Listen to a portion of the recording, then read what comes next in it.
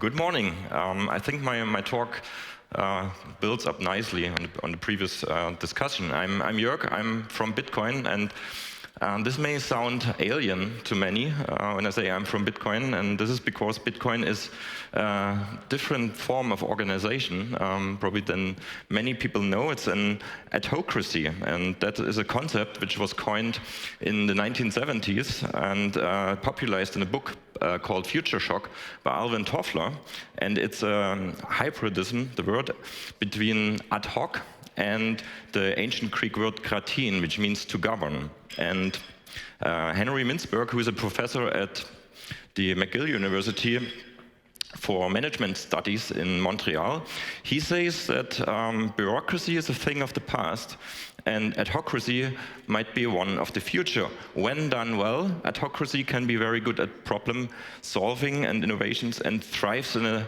diverse environment. It requires sophisticated and often automated technical systems to develop and to thrive. And this is where Bitcoin fits in and is a prime example of such a form of organization.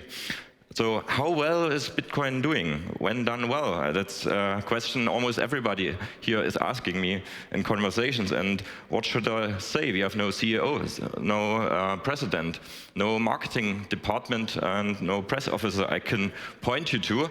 So I can only observe as you, and I can only say that the shares of our organization have been ranking persistently in the top 20 of the most valuable assets by market cap on the planet since the last 3 years. And I would say that it is not too bad for an organization that is only operating for 15 years now.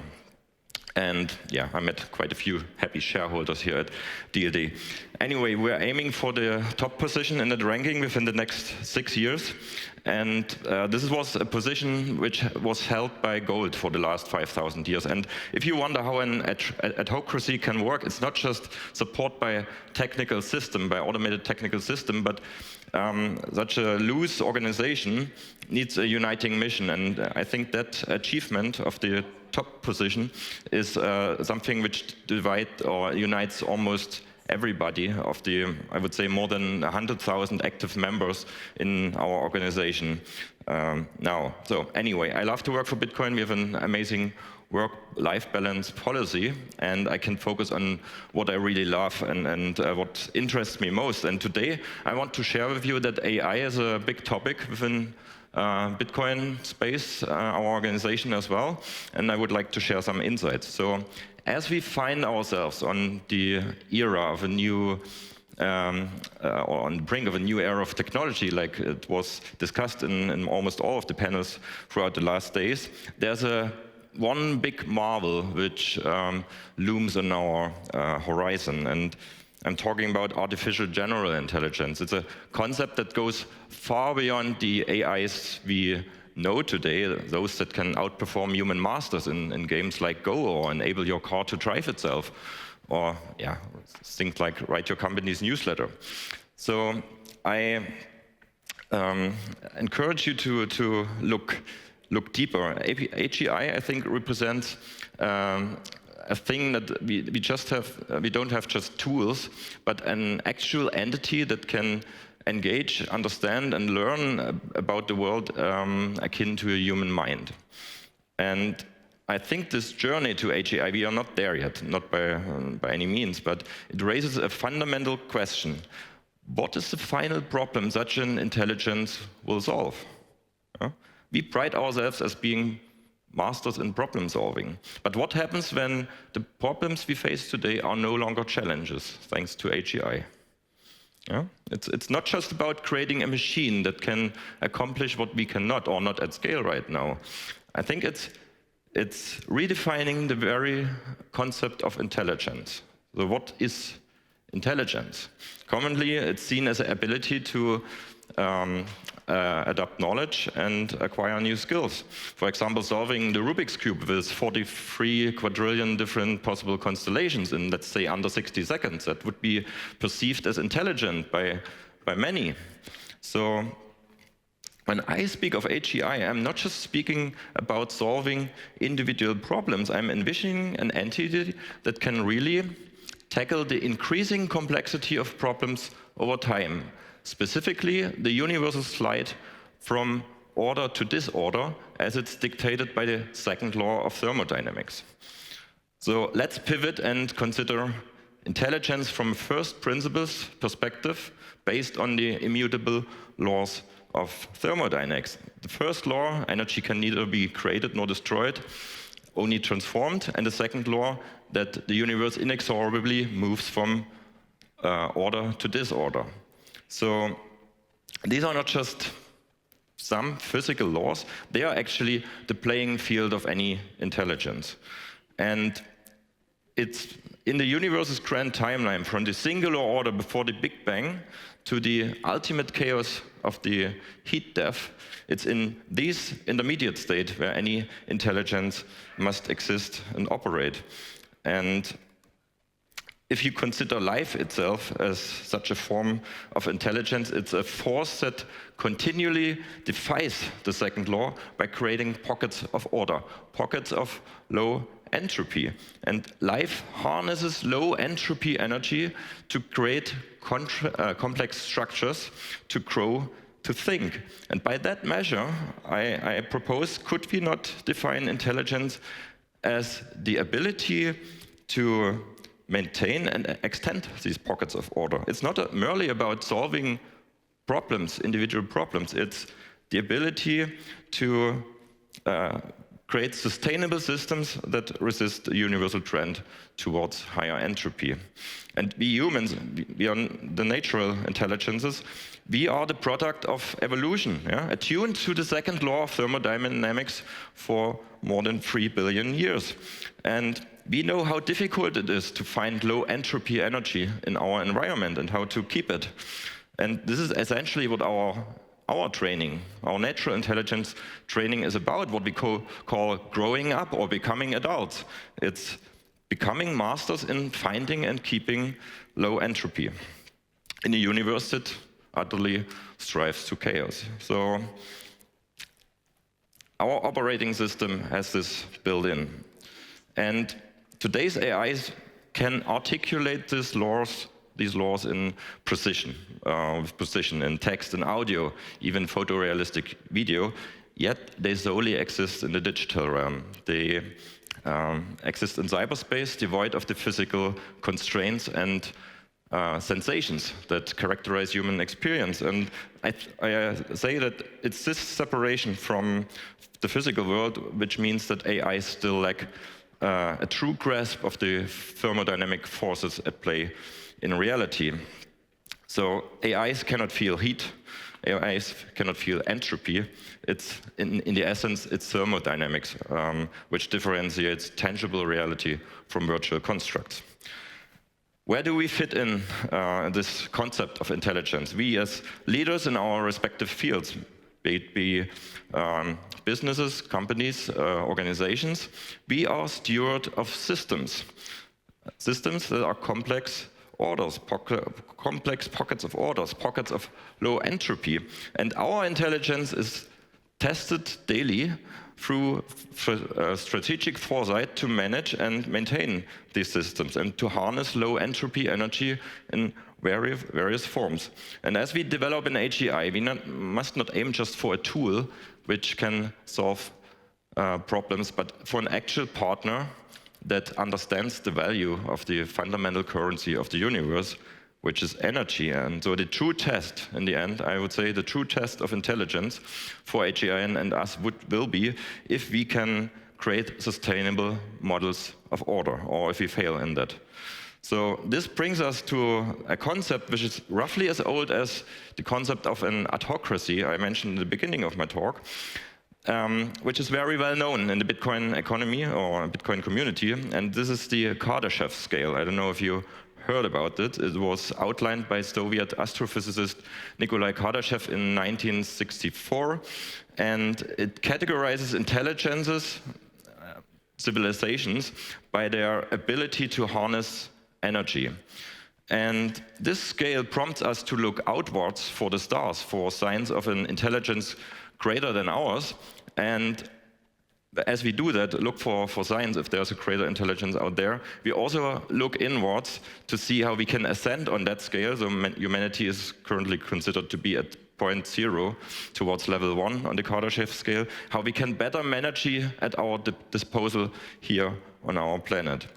And so this energy question, this ultimate problem intelligence has to deal with, leads us inevitably to Bitcoin, which is by orders of magnitude the largest and the most consistent digital embodiment of these thermodynamic laws in cyberspace. Please, this considers serious thinking that because Bitcoin just doesn't operate within the same realms as AI, it's actually a tangible application of thermodynamics, thermodynamics law, and AI can interact with and learn from. And this is because of Bitcoin's proof of work consensus mechanism. We have a verifiable, energy-evident process in cyberspace that reflects the creation of order from chaos, a fundamental principle in thermodynamics. And if you're interested in how an AI could actually do this or accomplish that, then please approach me afterwards. It doesn't unfortunately fit in 20-minute keynote. But for now, just consider the fact that just 2 days ago, Bitcoin, and only Bitcoin, has been officially declared a commodity by US regulators. And that's probably not because it's a regulatory misconception. Because in the realms of thermodynamics and financial markets, commodities and securities are two distinct entities. Commodities, on the one hand, are tangible assets like metals and oil who are governed by the laws of thermodynamics. And securities, on the other hand, are virtual constructs like bonds, stocks, derivatives, whose existence is and enforcement depends on human-devised legal systems. So commodities governed by the laws of thermodynamics, and energy and matter, securities upheld by the mutual agreement of regulatory frameworks of societies. And Bitcoin is now officially the first and so far only digital commodity that is allowed to be traded through ETFs on the US financial markets. And this is a concept I think many business leaders will have to wrap their heads around in the coming months, that something which was maybe previously perceived as virtually or intangible for the last 15 years is now actually a commodity, something like gold, oil, due to its sound coherence to thermodynamics and its credibly ungovernable and distributed nature. And this means we now officially have something which exists in both worlds, in the reality where humans operate and in the cyberspace virtual world where AIs operate. And this thing is governed by the law of thermodynamics and can be shared between these worlds. It can be owned by humans and can be owned by AI. It can be divided and easily verified by any participant. And this is huge, not the thing that these products are available now. It's more like it's important that humanity is slowly coming to consensus that actually Bitcoin is a real thing, which many didn't think is possible. So now imagine an AI in cyberspace devoid of physical senses like we humans have. And so Bitcoin for them provides a unique playing field to grow. Because by participating in the Bitcoin network, an AI learns about physical limits, competition, about the hard truths of energy economics. And this is not through abstract concepts, but through concrete mechanics, which can feed back dynamically into its learning. So Bitcoin is the ideal training ground for advanced AI because it can actually only shoot itself in the foot and not outcompute the other participants in the network and harm them. So Bitcoin or AI won't be able to break Bitcoin in this attempt. It will only learn thermodynamic principles, and this is actually the learning experience we hope to get from that. So as long as the Bitcoin network remains the largest thermodynamically sound consensus network on the planet, I think it's where AGI and humans will meet at eye level one day.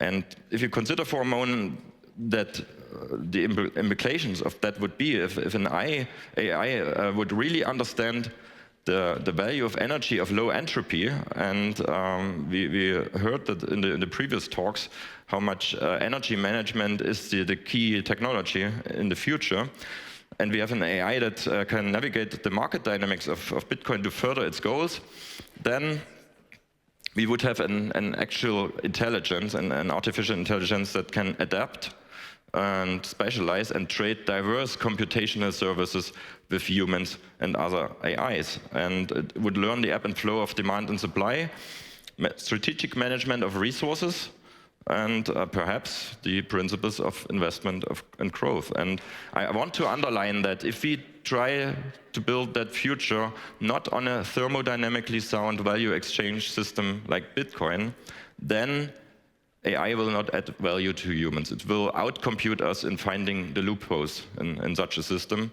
in finding financial exploits to extract value and energy from such an economy.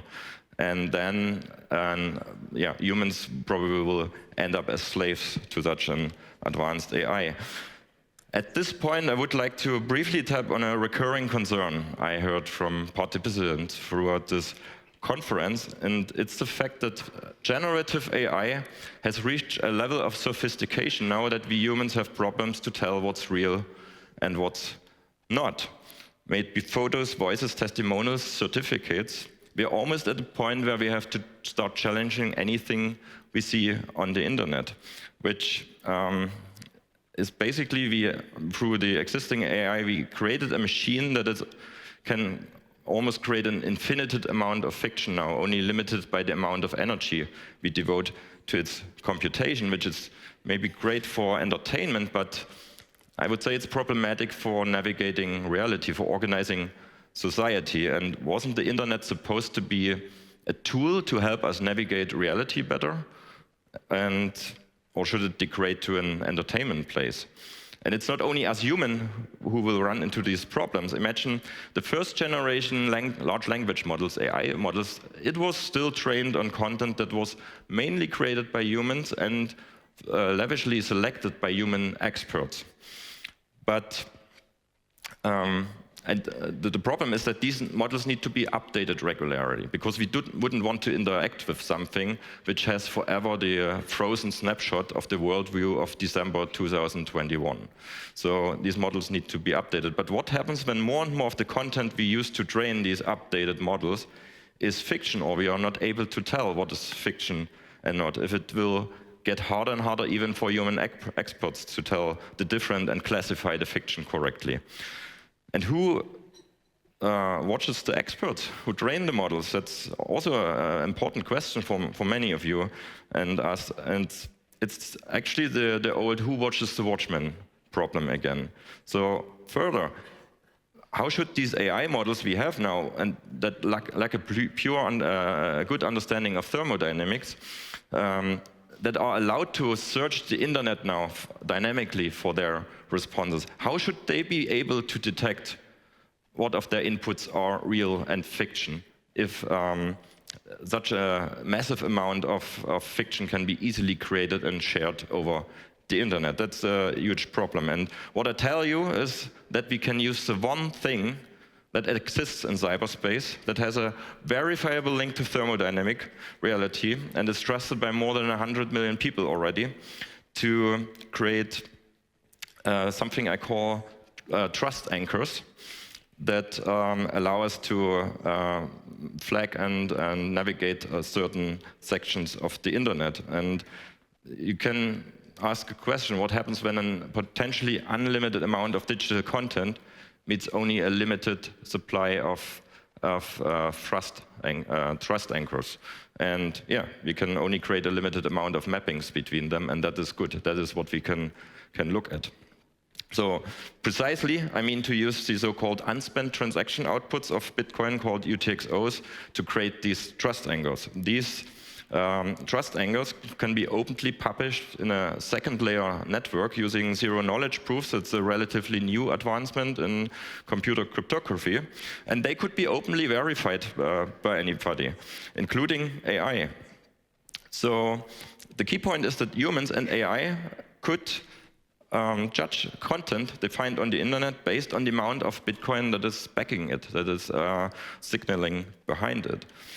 And now humans and algorithms who are interested in reality could look at the mountaintops of these, we kind of have a 3D landscape of content then, could look at the mountaintops because they have verifiably, mathematically verifiably, the most Bitcoin connected to the thermodynamic reality behind them.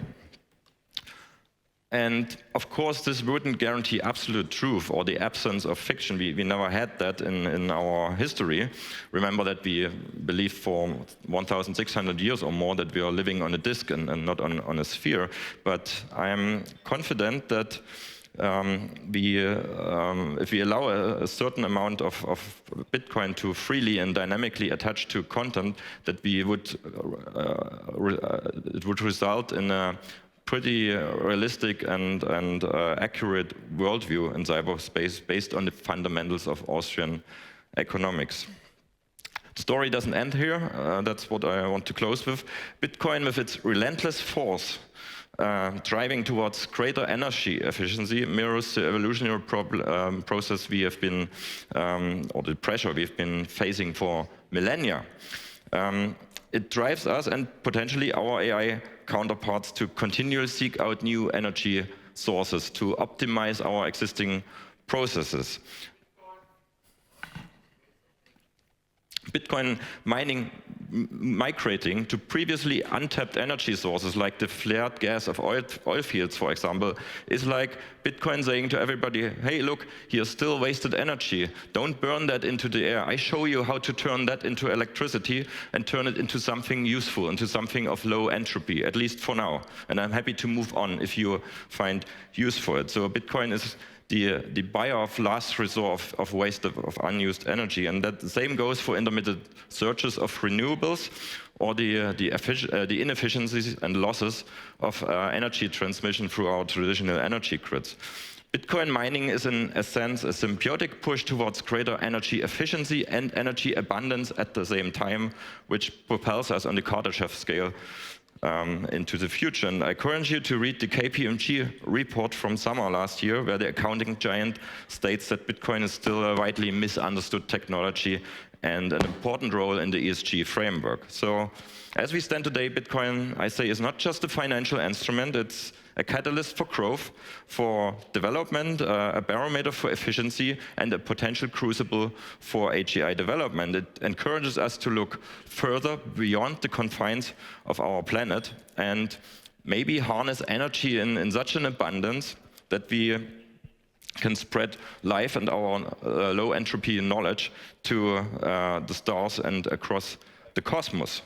And if we can ascend on this Kardashev scale above level 1, one day we might be able to avoid high entropy events the universe has prepared for us, like a planetary extinction event, for example. So I call on you to move beyond the familiar and to engage with Bitcoin not just as a digital currency, as you may think it is, but as a signal for economic evolution. It's not just about financial gain. It's actually about, I think, the legacy of human intelligence. So I think it's a strategic consideration for anybody who's operating in the emerging economic landscape. Thank you, and have a nice day at DLD.